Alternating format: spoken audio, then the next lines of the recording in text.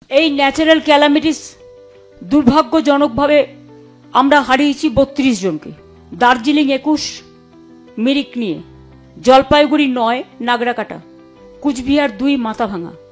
এদের সবাইকে কিন্তু 5 লক্ষ টাকা করে পরিবারকে তুলে দেওয়া হয়েছে এবং একজন করে বাড়ির স্পেশাল হোমগার্ডের চাকরি পুলিশ থেকে দেওয়া হয়েছে।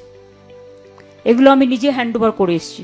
মনে রাখবেন যে নিরাপদ স্থানে সরিয়ে নিয়ে যাওয়া মানুষের সংখ্যা মোট 20,000 মানুষকে নিরাপদ স্থানে যদি আমরা সরিয়ে না নিয়ে যেতাম তাহলে এদের কি অবস্থা হতো আমরা জানি না। Thanks to administration all. Relief camp হয়েছে 37টা। রিলিফ ক্যাম্পে আগে প্রচুর মানুষ ছিলেন, এখনো প্রায় 6,000-এর বেশি। তাদের রান্না করে খাওয়ানো হচ্ছে 55টা কিচেন, গ্রুয়েল কিচেন বলা হয়। এছাড়াও তো ক্যাশ জিআর 17 লক্ষ টাকা মিলিয়ে দেওয়া হচ্ছে।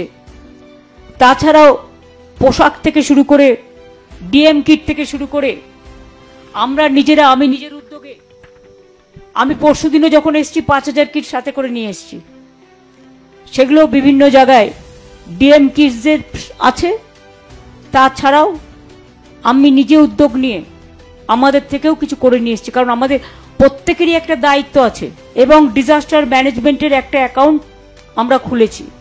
আমরা কিন্তু আজ পর্যন্ত একটা পয়সাও কোথাও থেকে পাইনি, কিন্তু তার মধ্যে আপনারা দেখলেন আমাদের সরকার মানুষের বিপদে কিভাবে রিলিফে কাজ করেছে।